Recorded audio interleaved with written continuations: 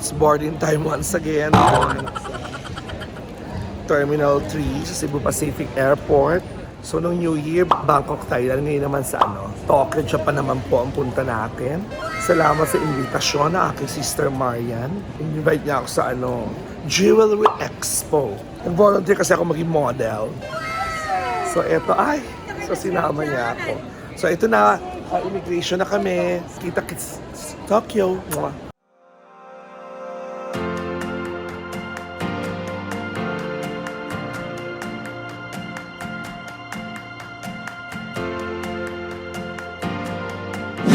So ayun na, mali ako ng pinilahan. Nasa domestic pala yung papasukan ko.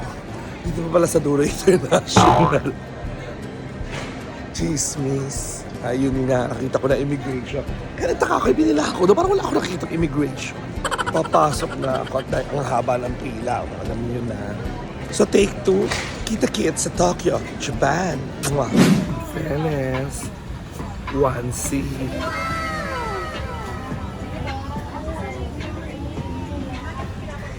Alam mo na, naka-arrive ko na dito sa Japan. Sa Narita International Airport. So 3.5 hours lang yung biyahe. So, 7, 8, 9:30 sa atin. 10:30 pa lang pala rito. Mag-11 o'clock pa lang. Dala-dala ng airport. Linis-linis. Yung banyo, ang liit lang pero ang linis-linis. Tapos lahat automatic. At saka ang haba-haba nito papuntang immigration pero konting lakad lang. Walkalator na naman.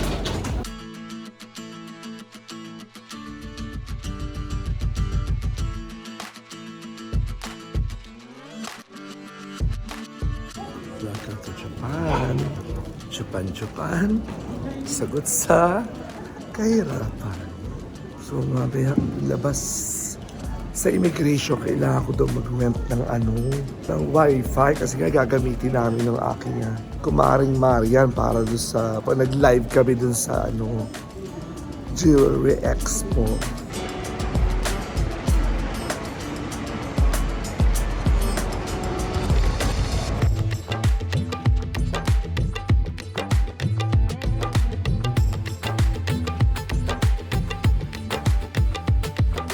Taray naman ng kanilang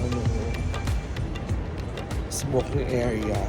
Maliit lang siya pero may aircon, may may sauce. Ang bongga.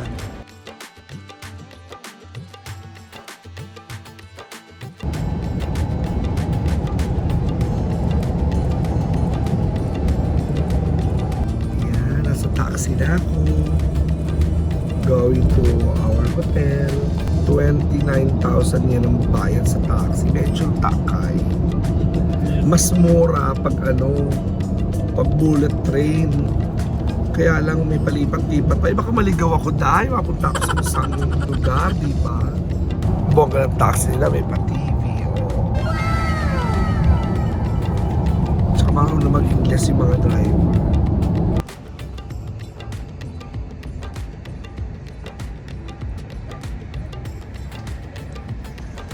Dito na ako.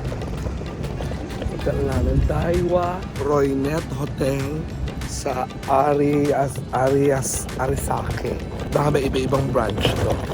Kasi tinanong ni Kuya kanina kung anong saan daw Sabi ko, Arikase. Wala na kaya ata ako. Hindi pa rin yung Daiwa Roynet Hotel sa Arikase.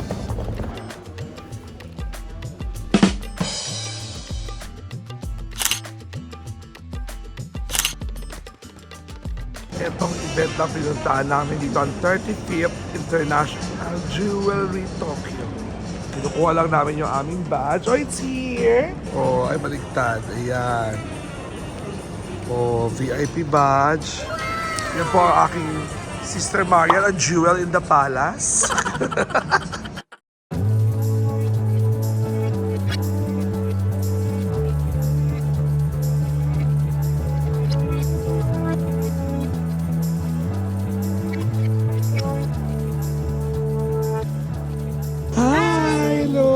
Diyan lang po, hello. Ako nakapeso siya. Ba't ka nakapeso? Filipino Para ano na, translated na kaagad. madali na. Alam na ng kababayan, no? Tama ka naman. Mas mabilis na. Sa atin ka base, tapos nag-ano ka lang dito? Hong Kong. Hong Kong ako Hong Kong ka base. Sumama ka lang sa expo. mga supplier. Every year, sumasali ka. Yeah. Iba-iba. Iba-iba. So, unang ginagawa, ilalapag muna yung mga Yes. for sale. Okay, gusto ko malaman, ikaw namimili ng ititinda mo sa live o sila? Pwedeng sila, pwedeng ako. So may sasuggest sila, tapos kung nagustuhan mo, okay, ito, ano. Oo, ganun. Pero So, like, most of the time ako. Yung lapag niya rito, iba-ibang necklace, pipiliin mo pa yan, o sige, okay na yan, sama mo na dito, gano'n. Like Yung natatanggihan niya. na itong hikaw, ang dami-dami. Pero dahil ikaw yan, andyan siya. Pero normally ako namimili. Tapos pag napili ko, lalagyan ko siya ng presyo para yun yung i-flex natin na price. Kasi yan, retail, parang price pa nila yan. Retail Wala price pa na yan, di ba? Tapos ikaw maglalagay ng price mo. natin. Okay. So pag may gusto sila, mine plus price, and then isi-send yung screenshot dun sa KMT Jewelry PH. Pa-follow na rin. O, i-follow nyo na yung KMT Jewelry PH. Let's do this! Basta itong hikaw na to, ayan po siya. Uy, maganda siya ha. Ay 1.8 1.8. 1.80 carats, 5.26 grams. So, mabigat yun. So, natural diamonds na nakalagay sa white gold. White gold yung base. Mga 55,000 lang daw to. So, di amak na mas mura kung dito sila bibili kaysa sa Pilipinas or sa ibang bansa. No? Malayo. Ilang percent usually ang pato mo sa isang accessory? Depende ba? Oo, depende. Oo. So para Halimbawa, sa may mga accessory na pwede yung patungan ng 50%. taas na nun. Pero pwede naman, depende sa seller. Pero ako hindi ako nagpapatong ng gano'ng kalaki. Mga nasa 10%. 10% na yon. Okay. Tinitingnan ko yung presyo as it is, mura na siya. So kung 10% lang naman ang ipapatong, wala naman problema. Pag may umorder sa'yo, di-deliver mo na lang sa Pilipinas. Gano'n. Yes, free shipping sa O free shipping.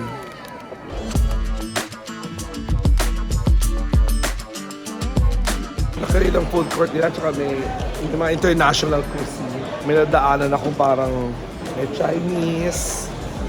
Ito nga kami, Japanese na rin. Kaya kasi napunta namin puro seafood. Ito ngayon, may seafood, may karne. A few moments later. May mga gusto pa ba ng dainty? Iulit ko na lang mamaya, ha? Natapos ko na kasing iano. Oo, kanina ako sa'yo simula 7:30 yata o 8 p.m. 8:30. Oo. 8 p.m. kami Dito. simula kanina. Nagsimula kami sa mga dainty. Yung dainty para sa jewelry, yung mga maliliit. So, yung say dainty earrings, dainty necklace, dirty ring, dainty bracelet, maliliit po yun. Doon namin sinimula kanina ng 8 p.m. So, ngayon, nasa mga madam na kami, yung palaki ng palaki. So, ipapakita rin namin mamaya since meron pa mga dito. Parang doon sa mga ngayon lang nag-join sa live natin. So, please, yung mga nasa live ko, please share this and please tell your friends to follow KMT Jewelry PH on Instagram dahil doon sila pwedeng mag-mine at mag-DM kay Sister Marian if meron silang gustong accessories na fresh mula dito sa Tokyo Jewelry Expo 2024. Second day here sa Arikase ba? So habang nagpa-freshen up ang Jewel in the Palace, naglakad-lakad lang muna ako. So parang ano nga itong area na to? Business area. Yung housekeeping namin, Batang Pilipinay. Parang nga daw itong Ortigas, Makati area. So talaga mga opisina daw nandito, mga convention center, at saka mga hotels. Beautiful, isn't it? Super lamiga. Malamiga de gozaimasu. O in fairness, si Chick, namumula-mula ako. Lamig, tanghaling tapat dahi. Kakalor ka. Tapos ito pala, train station, Kokusai Tenjiho Station. Kasi ilalim pala yung tren. Kasi yung tren. Bongga, di ba? Ayun ang Jewel in the Palace. Kita ko na. So, babalik kami doon sa expo para kumuha ng mga bagong supplies. Ay, ganda ng pantalon ni Kuya. Yung patatak nun. Ayun pala yung Tokyo Big Sight. Oo, ayun o. Diyan ginagawa yung mga exhibit, mga expo. Ayun o. Ano kami sa baba nun doon yung Jewelry Expo. Siguro mga office yung taas tsaka mga function hall. Kakaiba yung shape, di ba?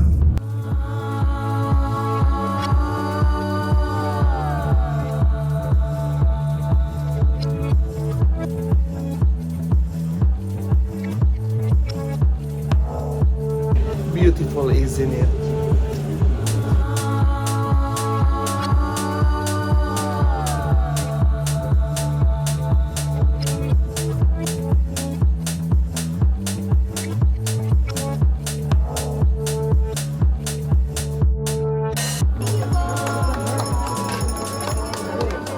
Bumili kaya pumapalakpak. Ayan, dito na naman kami. So dito na yung mga ito sa Top Jewelry na Pinay may-ari. So karamihan ng mga kababayan natin na na nagla-live selling. Siyempre, dito rin sila pumapwesto. So ilan nagla-live ngayon? 1, 2, 3, 6. May isa pa doon sa loob. 7 sila nagla-live ngayon. Sister Marian, mamaya pa yan. Ang galing nila magsalita. Tinitingnan ko sila pag nagla-live selling sila. Ang bilis. Memorize nila yung mga tawag doon sa hikaw, yung tawag doon sa singsing, sa bracelet, tsaka sa necklace. Ang ganda. Ang dami ko natututunan.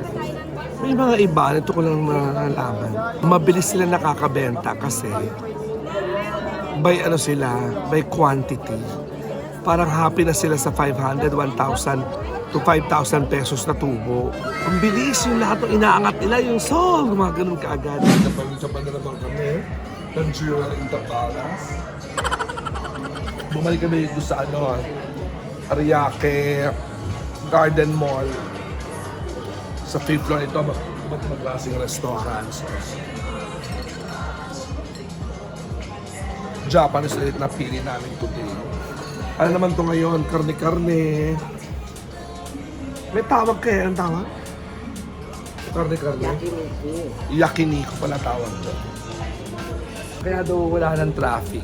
Kasi regular day na. Tapos na yung bakasyon. Pero grabe daw dito nung Christmas vacation. Kasi na-traffic tsaka madaming tao.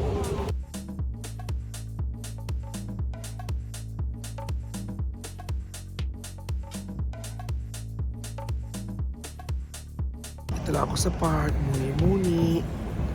Ang cute ng mga tao, tumatakbo sila para i-catch yung schedule ng train nila. So yung convenience store na sa baba. Humingi lang ng tubig para sa room. Lakas kami magtubig ni Sister Marian. Nag-fall na kaya yung mga puno, walang mga dahon. Ah, okay. Kaya pala sabi ko kanina may bus, may taxi, may train. May ferry na itong area pala namin ay ang Tokyo Waterfront City. Doon lang sa may bandang likod ng hotel namin yung yan yung map niya. Oh. Ayan siya. Ang laki ng tennis court o tennis park. Bongga. Yun lang. Today is Friday. Third day here in Tokyo for the International Jewelry Tokyo Expo 2024. Ayan. Si Sister Marian, ang Jewel in the Palace, inauna na. At mamimili pa siya ng mga jewelry na ila-live selling niya later. Nakakaloka, taxi kami ng taxi going to the venue. Ayun lang pala, oh. As in walking distance lang from our hotel. Maglalakad na lang. Although paggabi parang deserving yung taxi sa sobrang tinaw. Yan ang kalapit to. Yun na yung hotel namin, di ba? Konting lakad lang doon. Ayan na yung Tokyo Big Sight. Lapit lang eh. Charan. So lakad na lang ako today. May sariling pathway pa pala papunta doon sa Tokyo Big Sight. Napakalinis ng Japan. Basta napakakalmado ng mga tao. Nasasalita nga ako dito, napapatingin sila. Maganda ako dito sa Japan, namumula-mula ako sa lamig.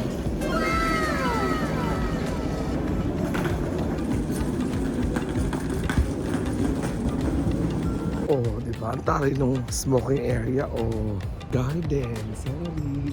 Beautiful, isn't it? Grabe, ang laki nung crow. Nakaka-joke. Hala. Nabuhat niya talaga yung take out na plastic, oh. Oo, taka. Ay, day. Eh, mas malaki pa yata sa kanya yung take out na plastic na yun. Hala. Afraid. Ay, nabuksan niya yung loob. Ang taray. Ay, day.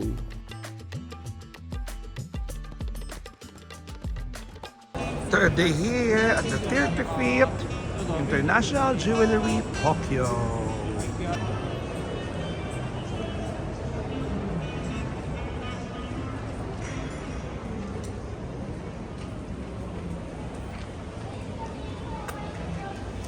Beautiful, isn't it?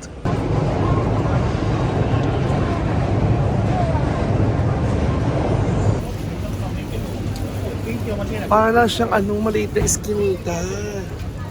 Tabi-tabi maliliit na mga restaurant.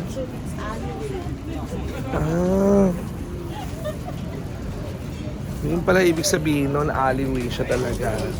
Ito namang authentic na mga chocolates na talaga. Ay, yun maliit lang siya, oh. Parang karinderya sa atin. Ito mo to, oh, tabi-tabi, siksikan sila, oh. Oh. Ganda. Ito pa, oh. Tabi sila, oh. Eh, puno lahat. So, naghahanap pa kami. Grabe, ngayon ako nakapunta rito. Ano ulit tawag?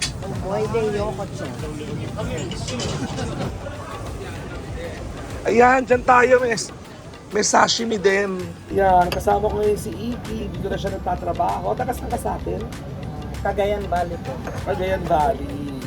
Si Iki ay kababayan ng ating Sister Marian sa Cagayan. Ayan. So, kailan ka pa rito sa Japan? Year po. Last year lang. May isang taon ka na. Isang taon. So, saan ka nagtatrabaho dito? Sa Katsu, Chicago, Tokyo. Katsu. Ilang minutes yun dito sa From 45 minutes. train o taxi? Train. 45 minutes by train. Ano ba mga tinatanim dun sa Native. Ano? Native. Ano yun? Sibuyas, lahat. So, lahat ng klaseng gulay. Prutas meron. Meron din. Ano? Fuji. Apple. Apple. Simula nung isang taon ka na dito, ilang beses ka na nakauwi sa atin? Isa lang po pero bawal dapat. Pero nagpaalam ako. Nagpaalam ka. Pero dapat 3 years. 3 years straight walang bakasyon. So pinayagan ka last year lang. Opo. Oh, December. December, doon ka nagpasko? Ano ba itsura mo kung mayag na magbakasyon ka? Siya mismo nagsabi. Ilang kayong Pinoy na nagtatrabaho doon sa farm nyo?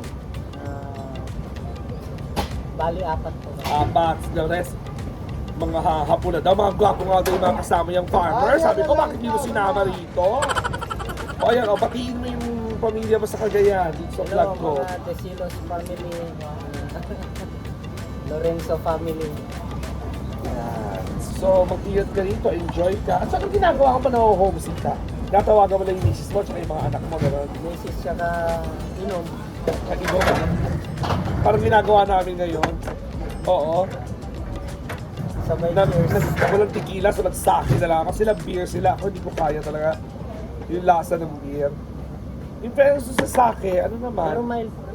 Oh, ito yung sake. Wine na. Pwede na. Naliw ako, dito na ako sa totoong Tokyo, Shinjuku. Yung kahit gabi na, ang dayamang tao kasi doon sa Ariake. Mga 9 o'clock wala ng tao eh. Oo, easy. Tsaka doon sa Ariake, kasi nga business, office, mga thunders ng yung mga tao dito. Nakakita na ako ng mga bagets na outfitera. At in fairness sa ano nila, parang tunnel lang to. May mga pang-picture, napakalinis.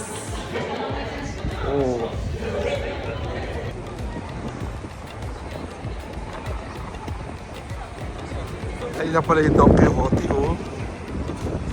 Ay, may go! Kaya lang sarado na! Sarado na eh! Ayan, tawid tayo habang go!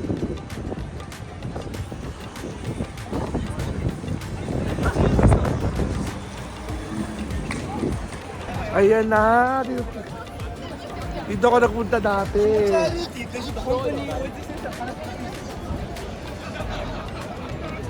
Oo. Yan ba yung inakit na Godzilla?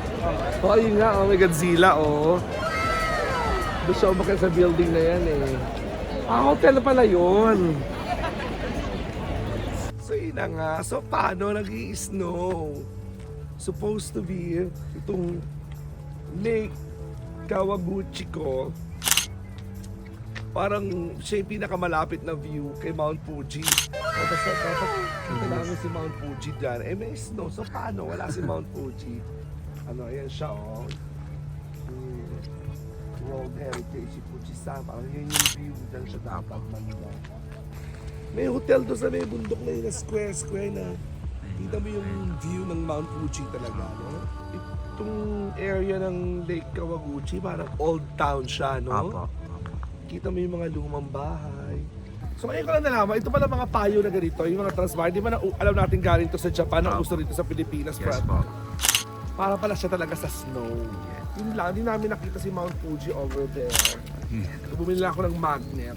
So usually, anong month yung nandun si Mount Fuji? Mga February, March, gano'n? Hindi po. Everyday naman po siya. Nataon lang na nag-snow ngayon, kaya hindi na siya nakikita. Yes po. Kaya may mga bus pala dumating. Kita natin. Ayan po, mga bus, mga excursionista. Mula sa iba't ibang lugar, iba-ibang bansa. Napakaginaw po, kita-kita natin. Si Kuya, papadala niya ako nung meron siyang picture na kita si Mount Fuji para mapakita ko sa inyo kung anong itsura nito kung walang snow. Yes. So basically, yung puti na nakikita natin na yan, parang snow din yan, tsaka mga ulap, tinakpan si Mount Fuji, Opo. So ito nga talaga pinupuntahan tong spot na to in Apo. particular kasi nga dito mo makikita supposed to be si Mount Fuji. Ayan, Best view po medyo niya. malapit na pet, no? Supposed to be. So ayan. Andito, bakit itong restaurant na to? Kosaku. Kosaku. Siya yung sikat na restaurant dito sa sa Yamanashi, sa Lake Kawaguchi ko. Talagang kita nyo ang tao. Puntahan talaga ito. Sikat yung ano yung nasabaw ka mo ito? Koto. Yun daw yung parang hot pot. Gusto ko dahil malamig kaya talagang yung pinupuntahan dito. Ang ito aming driver / tour guide, si Errol, tama? Ilang taong na ulit dito? 13 years. 13 years na siya rito. Andito na ang kanyang misis tsaka yung anak nila, isa ng anak nila. Lalaki o babae? Babae. Bayan. Ilang taon na ngayon? 8 years old. 8 years old. Ito na yung, anong pangalan? Hoto. So yung Hoto, ito siya. Malaking service. So dalawa na yun, lahati-hati na lang. Para siyang may makakapal na ramen, may kalabasa, may mga balls, ay yung fishball yan or whatever. Tapos may, in-order namin pork so may pork. Tapos may sitaw yata yun tsaka may mushroom. Wala pong sitaw dito sa Japan. Ano to? Ayan parang sitaw Tignan natin kung ano yun. Sarap po. Yung gulay lang. Ang kamag-anak ng sitaw. Asang gulay.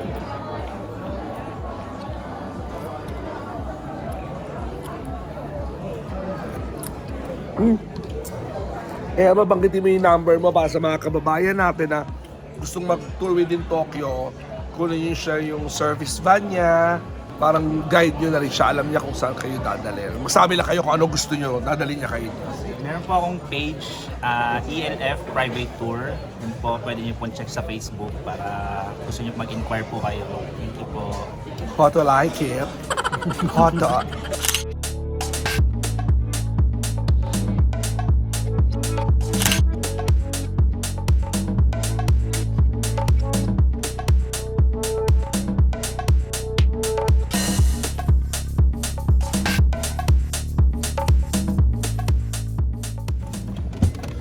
So yun na nga, dito kami sa Suicide Forest. Nakita na ako ng docu nito.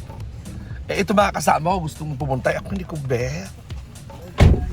May something energy ako makasagip, mahagap dyan. Inong araw may ganyan ako, mga suicidal tendencies. So, ayoko na yun. Isa yung sa mga dinasal ko nun kay God na tanggalin sa katawan ko, sa isip ko. So mga kasama ko, nalakas ang loob. May mga tao nga nakakaloka, tourist attraction ng Suicide Forest. May nakakaloka. Kasi one time daw, mayroon daw vlogger na napunta rito. Sakto, may nagbigti nga doon sa mga puno. So yun nga, mag-isa na ako dito sa kotse. Nagpaiwan ako, pumasok sila doon sa Suicide Forest. Yang eerie. Tignan nyo. Baka kung walang snow, bumay pa ako. Pero kung ba?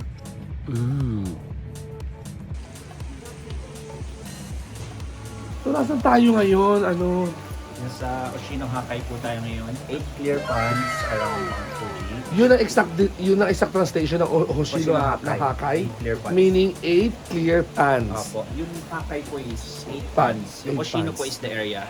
So, natural yan? Natural po yan. Bali, Natural na pans na napakita. Kita-kita mo talaga yung isda dun sa ilalim. So, pinupuntahan talaga to. opo, sobrang famous place po to dito. Isa sa mga attraction po talaga dito sa around Mount Fuji. Sayang umulan. Kanina snow, ngayon ulan na talaga, kaya napakalamig. Kasi dito po, Pero kahit medyo madilim, nakikita namin talaga kung gaano ka-clear ngayon. Tapos nakita kami may souvenir shop din. Tapos yung mga tindang prutas, tsaka saan yung mga may flavor na dito lang matatagpuan. Ano pa flavor ng mga... Kasi may mga kumakain ng ice cream. ito yung shine muscat dito, yung Ano yun? grapes. Grapes na flavor na ice cream. Opo, shine muscat. Ayun yata yung kulay green na Apo, ano. Ang mahal nga lang, isang cup for 400 yan, nakita ko. Hoshino Hakay, or in English, 8 clear ponds. So yun nga, last night namin today, pauwi na bukas. Andito kami ngayon sa Bawang Shibuya Kamatis. Pagkalaki-laki ng Don Quixote yung Shibuya. Nandun yung pinakamalaki. Kung saan pupunta yun? Ang pangalan niya ulit? Elton? Elmo?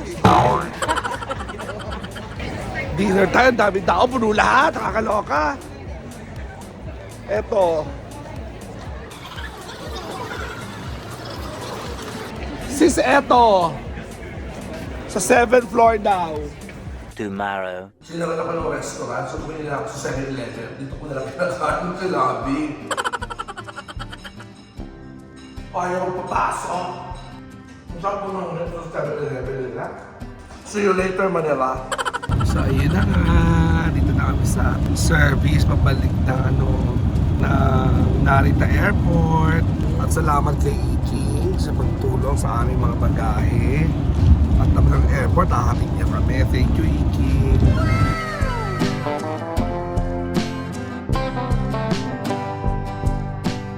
Grabe. Ang ganda-ganda ng CR ng airport nila. Napaka-bongga. Nakakaliwa lahat ng inodoro, may bidet. Sobrang namin, nagdadry talaga yung labi ko. Maulan ngayon Sunday dito sa Japan. Sana sa Pilipinas hindi. Nakapass na kami ng immigration. Ano lang, electronic lang.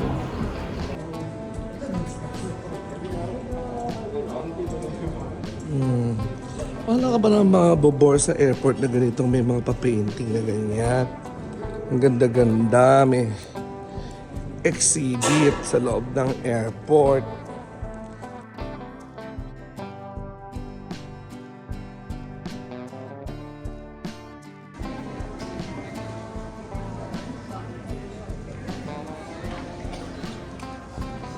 It's boarding time. See you later, Manila.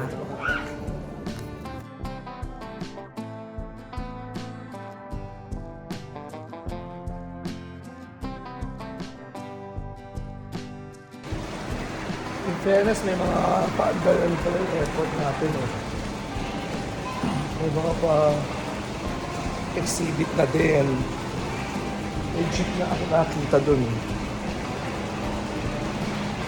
Kaya lang kung mapapasin nyo yun.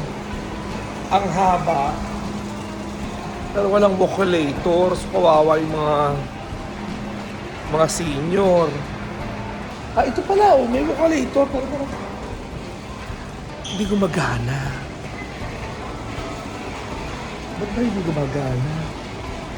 Nangyari. In fairness, may gumaganang vocalator. Kaya lang, hello. Kaya lang last part na. Sana maayos sa kaagad yun.